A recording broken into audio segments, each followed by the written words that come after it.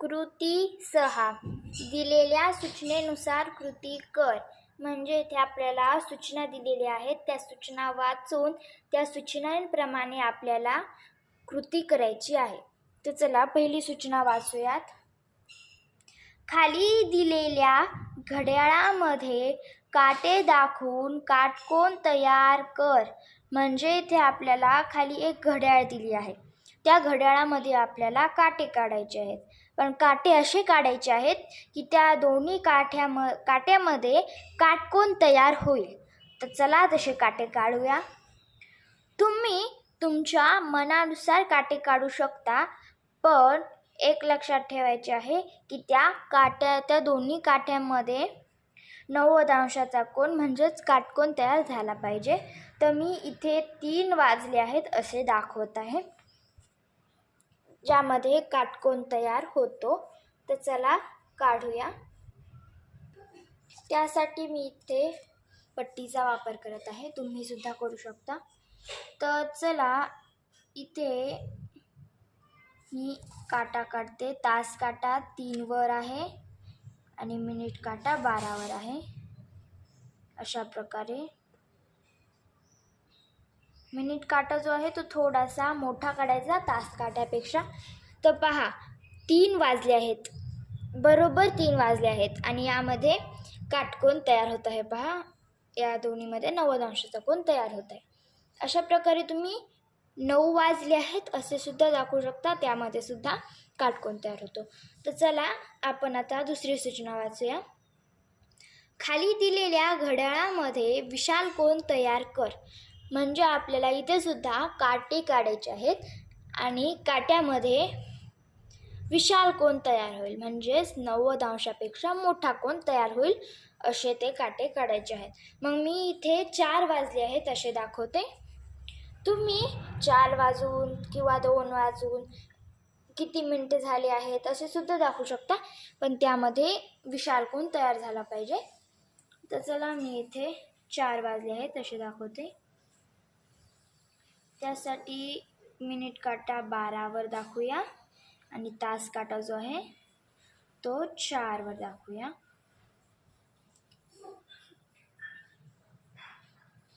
अशा प्रकारे इथे 4 वाजले आहेत आणि या दोन्हीमध्ये विशाल कोन तयार झालेला आहे हे दिसत आहे. तर चला आता आपण तिसरी सूचना वाचूया. तुम्ही तुमच्या मनानुसार काढा, पण इथे दोन्ही काटे काढताना एक लक्षात ठेवा की आपल्याला असे सांगितले आहे की इथे विशाल कोन तयार झाला पाहिजे. तर चला आता आपण तिसरी सूचना वाचूया. खाली दिलेल्या घड्याळामध्ये लघुकोन तयार कर. इथे सुद्धा आपल्याला तास काटा आणि मिनिट काटा काढायचा आहे खाली दिलेल्या घड्याळामध्ये, पण इथे या दोन्ही काट्यामधील अंतर म्हणजे त्या दोन्ही काट्यामध्ये लघुकोन तयार व्हायला पाहिजे असे ते दोन्ही काटे काढायचे आहेत. त्यासाठी मी इथे 1 वाजले आहेत असे काढते, ज्यामुळे त्या दोन्ही काट्यामध्ये जो कोन तयार होईल तो कोणता कोन असणार, तर तो असणार लघुकोन. अशा प्रकारे मी इथे काढलेले आहे. तुम्हाला जसे जमेल तसे काढा. म्हणजे मी इथे 1 वाजलेले आहेत असे दाखवलेले आहे, पण मग तुम्ही 2 वाजलेले आहेत, 11 वाजलेले आहेत, 10 वाजलेले आहेत किंवा किती वाजून किती मिनटं झालेले आहेत असे सुद्धा काढू शकता. पण त्या दोन्ही कोणामध्ये मात्र लघुकोन तयार झाला पाहिजे. सूचनेनुसार आपल्याला इथे कृती करायची होती आणि इथे आपण तिन्ही सूचनेनुसार म्हणजे जेवढ्या सूचना दिल्या होत्या त्या तिन्ही सूचनेनुसार इथे कृती केलेली आहे आणि अशा प्रकारे आपली कृती क्रमांक 6 इथे संपलेली आहे. आता आपण कृती क्रमांक 7 पाहूया पुढच्या पानावरील.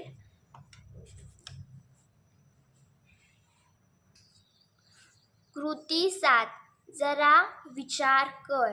म्हणजे इथे आपल्याला विचार करायचा आहे आणि त्यानंतर उत्तर लिहायचे आहेत. तर चला पहिला प्रश्न पाहूया. जर आपण एक दरवाजा थोडा उघडला तर दार आणि उंबरा यात कोणता कोन होईल असे आपल्याला विचारले आहे.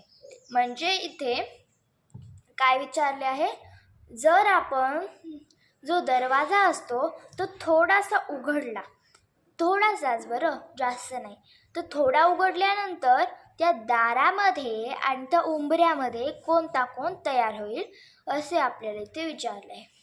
जर दरवाजा थोडाच उघडला असेल तर त्यामध्ये लघुकोण तयार होईल, कारण की इथे दरवाजा थोडाच उघडला आहे असे इथे सांगितले आहे. तर मग कोणता कोण तयार होईल, तर लघुकोण, म्हणून आपण इथे लघुकोण असे लिहूयात. लघु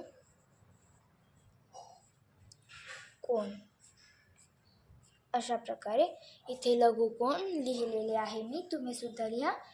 आता आपण दुसरा प्रश्न पाहूया. कोणतीही इमारत जमिनीशी काटकोन करते हे विधान नेहमी खरे असते का? अपवाद असल्यास चित्र शोध आणि इथे चिकटव. म्हणजे इथे आपल्याला असे सांगितले आहे की कोणतीही इमारत जमिनीशी काटकोन असते का, म्हणजे एक इमारत आहे, ती इमारत आणि खालची जमीन ही नेहमी काटकोन असते का? हो, साहजिकच आहे, कारण की जर ती तिरपी बनवली तर ती इमारत पडणार, म्हणून हे जे विधान आहे ते नेहमी खरे असते. पण इथे आपल्याला काय म्हणले आहे, जर अपवाद असल्यास चित्र शोध आणि इथे चिकटव. जर तुम्हाला माहीत असेल कोणती इमारत जी तिरपी आहे आणि ती जमिनीशी लघुकोन किंवा विशाल कोन करते, तर त्या इमारतीचे तुम्ही चित्र शोधायचे आहे आणि इथे चिकटवायचे आहे, जर हे विधान नेहमी खरे नसते तर. पण हे विधान नेहमी खरे असते, म्हणून आपण इथे चित्र चिकटवणार नाहीत. मी इथे असे लिहिते की हे विधान खरे आहे. पण जर तुम्हाला तशी इमारत सापडली तर तुम्ही त्या इमारतीचे चित्र इथे चिकटवा. पण मला तर आजपर्यंत अशी इमारत भेटलेली नाही आहे, म्हणून मी इथे लिहिते हे विधान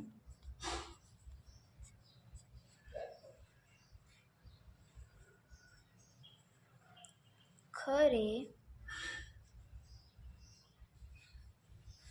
आहे. अशा प्रकारे मी ते लिहिले आहे. पण जर तुम्हाला भेटली तशी इमारत तर तुम्ही त्याचे चित्र शोधून इथे चिकटवा. तर आता आपण तिसरा प्रश्न पाहूया.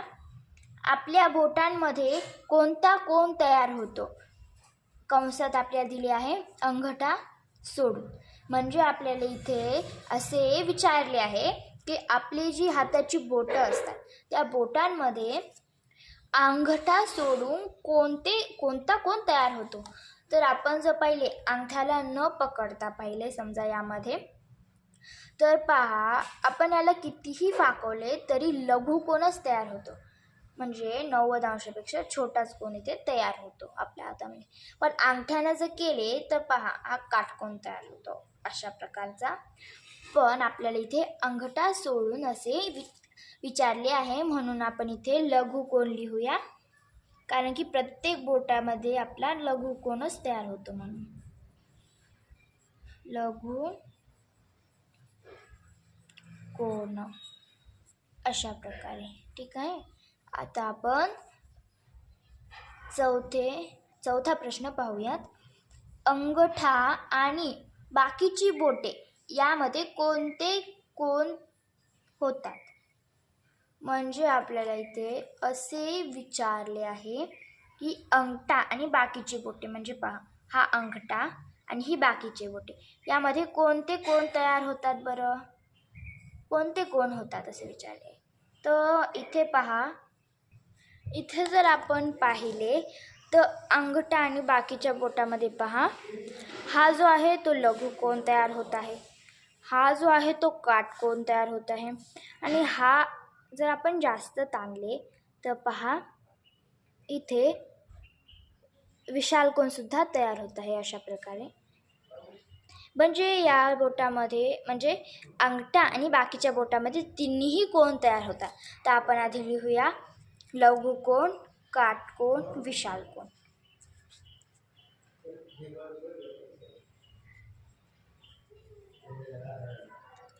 लघु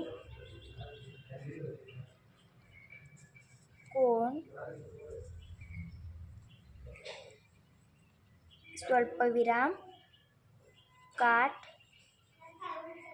कोण, स्वल्पविराम आणि इथे विशाल कोण लिहूया. विशाल